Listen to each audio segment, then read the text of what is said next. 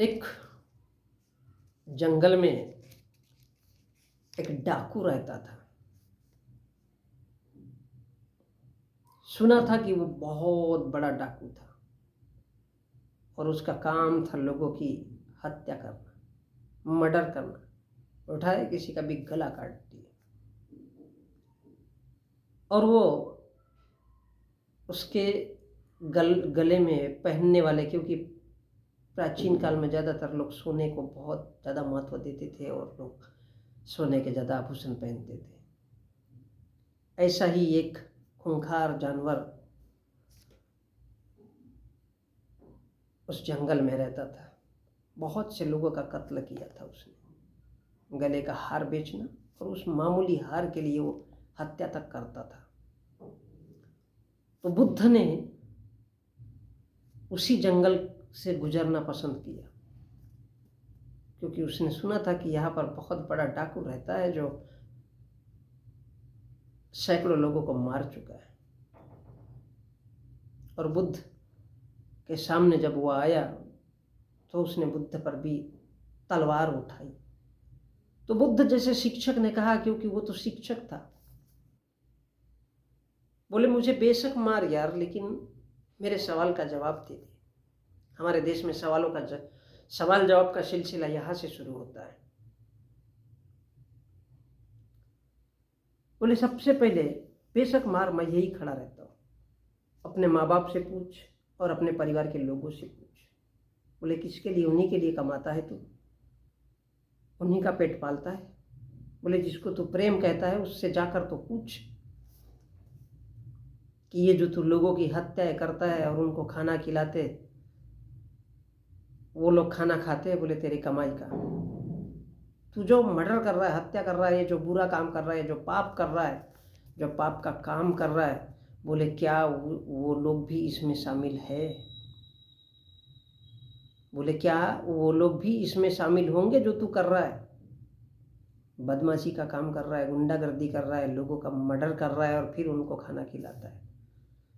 घर गया बंदा घर गया और बीबी से पूछा, बोले मैं लोगों की हत्या करता हूँ, उनके गले के हार बेचता हूँ और तुम लोगों को खाना खिलाता हूँ।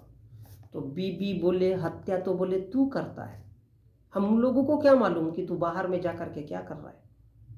हम लोग तो बोले तेरे को बड़ा पवित्र समझते हैं कि तू दिन भर मेहनत करता है, घमेला मिट्टी फेंकता है, घमेला फावड़ा हाथ में लेकर के और पैसा कमाता है। तो बोले पाप तू कर रहा है, हम क्यों तेरे पाप के भागीदार रहे? माँ बाप से पूछा और माँ बाप ने भी यही आंसर दिया, बोले पाप कर रहा है तू, हमने तेरे को ये नहीं कहा है। वो जानता ही नहीं था। तो वापस वो आया, वो समझ चुका था कि बोले यार मैं जो लोगों की हत्या कर रहा हूँ, मर्डर कर रहा हूँ, ये सब मैं गलत कर रहा हूँ। तो वो वापस गया। वो शिक्षक वहीं पे खड़ा था, वो बुद्ध था। तब गया तो दोनों की एक दूसरे के चेहरे पे नज़र पड़ी। तो बुद्ध ने कहा, वो समझ गया बुद्ध की बंदा नर्वस होके आ गया। बोले मेरी बात इसके दिल पे लग चुकी है। तो बुद्ध ने कहा अमीर बनो।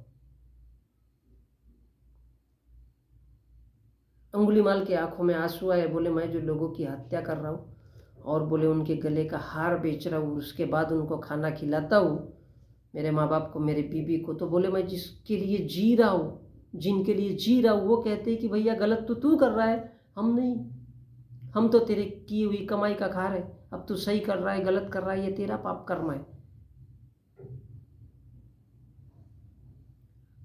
और अंगुलीमाल ने बुद्धम शरणम शुरू कर दी। इसी प्रकार पुजारी मंदिर में भगवान का जप करता है, तप करता है, यज्ञ करता है, हवन करता है, सत्संग करता है, भजन करता है, कीर्तन करता है, पर उसको कभी भी पैसा भगवान नहीं देता। भगवान की मूर्ति पे एक पत्थर मारोगे पाउडर बन जाएगा। अब क्या वो भगवान पैसे देगा मंदिर के पुजारी को? पुजारी को दान पेटी में गरीब, भिखमंगे, नंगे पुंगे भिखारी लोग जो दान में पैसा डालते हैं उससे पुजारी अपना, जो गरीब लोग पैसा डालते हैं उससे पुजारी अपना पेट भरता है, और ये गरीब भक्त वो पैसा देते हैं, और वही साधु संत कहता है कि भैया भगवान की पूजा करो, काहे के लिए, ताकि उसके पास पैसा है। और इतनी सी बात लोगों के समझ में नहीं आती। यही तो वो पाप है जो गरीब भिखमंगे करते हैं, काहे में, दान पेटी में पैसा डाल करके आते हैं, और वो मजा करता है और कहता है कि मस्त रहो, क्योंकि वो तो मस्ती करेगा ना, तुम लोग तो उसको अमीर बना रहे, तुम लोग तो उसको पैसा दे रहे, उसको ना मेहनत करना पड़ता ना कुछ करना पड़ता, खाली बड़बड़ करने के पैसे मिलते हैं। तो यही बात है बंधु। एक अंगुलीमाल जैसा बदमाश, उसका हृदय परिवर्तन हो सकता है, वो सुधर सकता है सिर्फ बातों से। तो ये होती है बुद्धि।